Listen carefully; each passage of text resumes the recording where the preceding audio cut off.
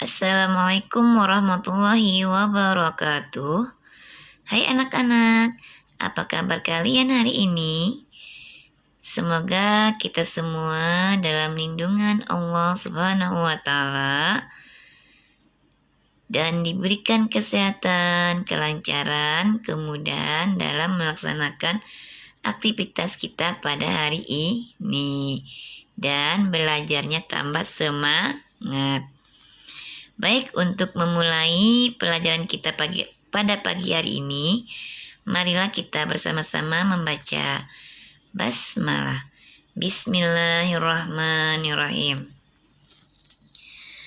Alhamdulillah, pada pagi ini kita sudah masuk tema 2, subtema 1, pembelajaran 1. Nah, silakan kalian buka halaman 3. Ya, dengan materi manfaat tumbuhan di sekitar. Nah, ini termasuk muatan bahasa Indonesia. Amatilah di lingkungan sekitar kalian. Tumbuhan apa saja yang ada di sana? Tahukah kalian apa manfaat tumbuhan tersebut dalam kehidupan? Tuhan Yang Maha Esa menciptakan tumbuhan untuk memenuhi kebutuhan manusia. Ada yang dimanfaatkan untuk kebutuhan pangan, papan, dan sandang. Bukan hanya untuk manusia, tumbuhan juga dimanfaatkan untuk memenuhi kebutuhan hewan. Kita sudah semestinya bersyukur atas karunia Tuhan Yang Maha Esa berupa tumbuhan yang beraneka ragam di sekitar kita. Nah, sekarang kalian buka halaman 4. Ini ada cerita tentang rubah dan buah anggur. Ya. Membaca dongeng tentang tumbuhan dengan judul ceritanya rubah dan buah anggur.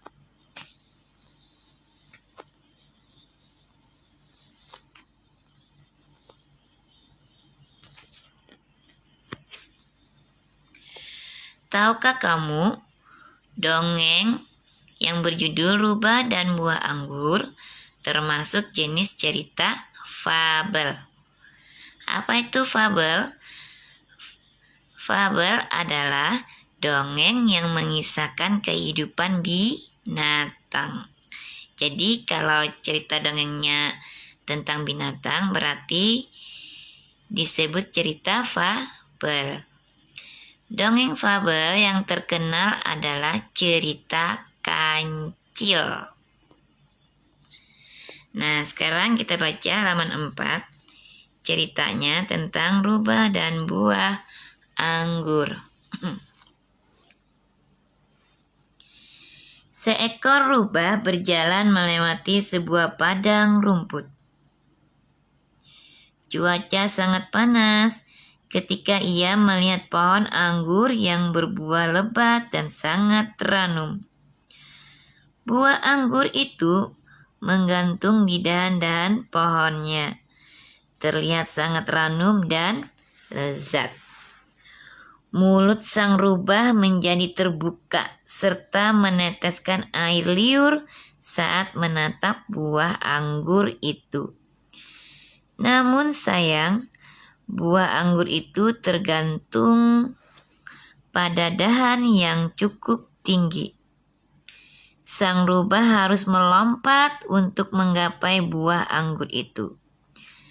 Saat pertama kali melompat, sang rubah tidak dapat mencapainya karena buah itu tergantung cukup tinggi. Kemudian sang rubah mengambil ancang-ancang dan berlari sambil melompat. Akan tetapi sang rubah masih juga tidak dapat mencapai buah anggur tersebut. Sang rubah mencoba untuk melompat terus.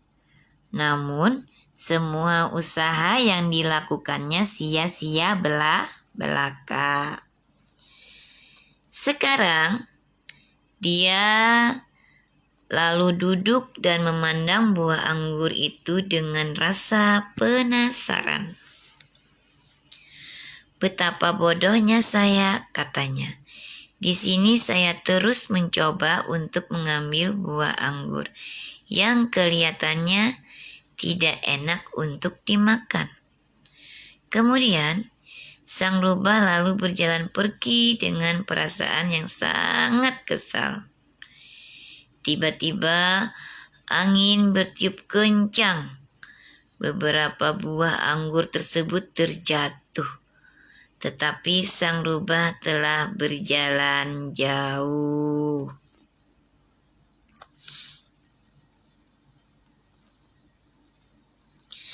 Nah, tugas kalian nanti silakan di halaman 5 kalian jawab pertanyaan di bagian ayo berdiskusi 1 sampai 5. Yang pertama, siapa tokoh dongeng itu? Siapa tokohnya? Rubah dan buah anggur. Nah, nanti kalian tulis soalnya di buku dan dijawab. Kita lanjut ya. Halaman.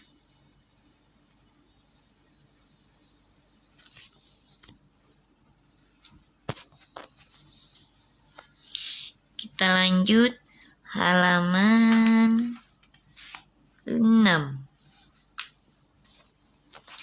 Berlatih bercerita.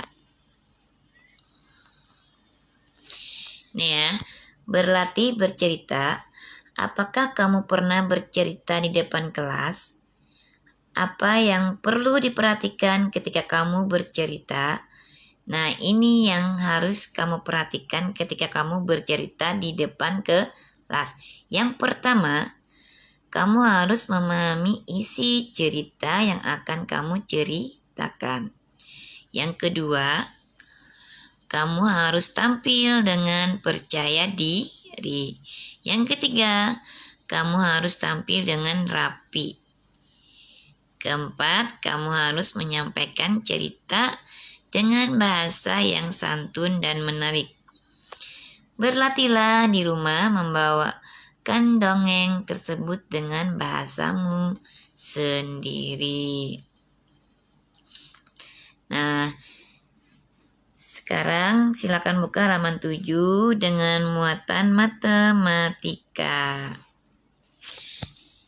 Coba di kotak pertama jumlahnya anggur ada berapa? 25. Kotak yang kedua ada 14. Jumlah anggur 25 tambah 14 sama dengan 39. Bagaimana dengan penjumlahan 14 tambah 25? Ini maksudnya ditukar tempatnya ya. Awalnya tadi 25 tambah 14 sama dengan 39. Sekarang kita tukar 14 ditambah 25. Apakah hasilnya juga 39? Tentu kalian memperoleh hasil yang sama.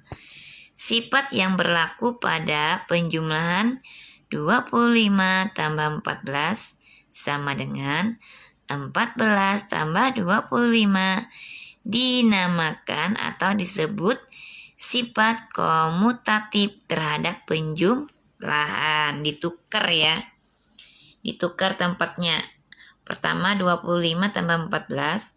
Nanti ditukar 14 tambah 25.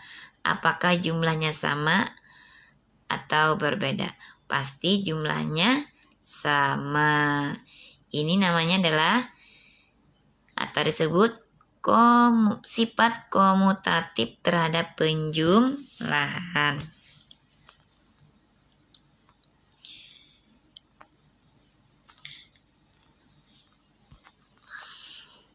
Nah, silakan dibuka halaman 8. Hitunglah penjumlahan bilangan 3 angka di bawah ini. Itu ya. Di bawahnya lagi, bagaimana dengan penjumlahan berikutnya? Apa kesimpulanmu tentang hasil penjumlahan di atas?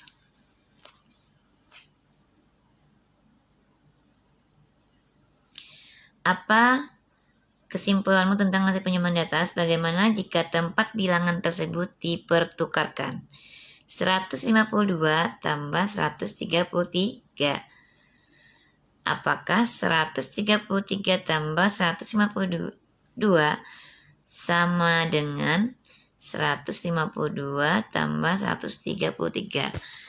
Hasilnya sama, tentu hasilnya sama.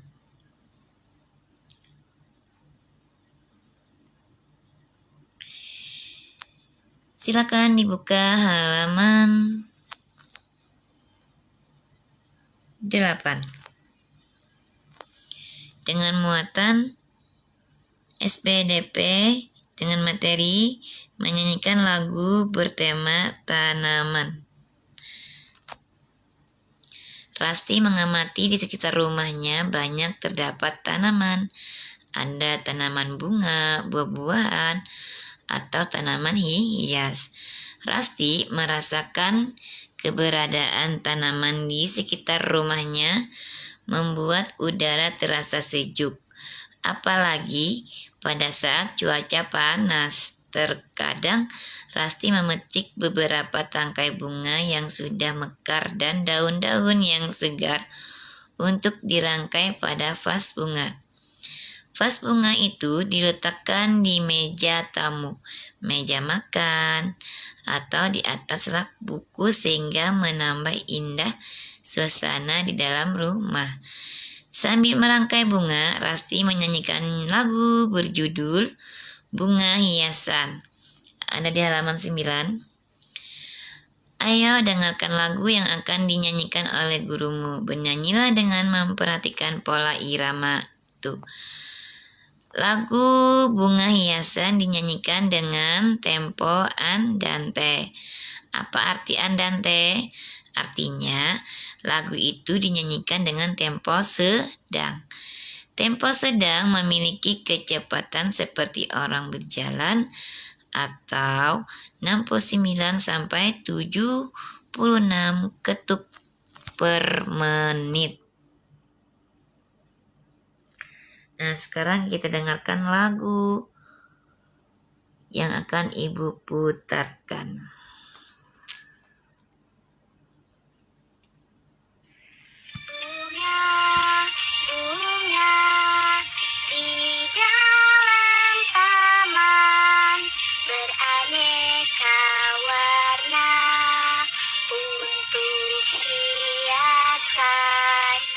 Petik bunga untuk kenangan, untuk ibu dan anak taulah.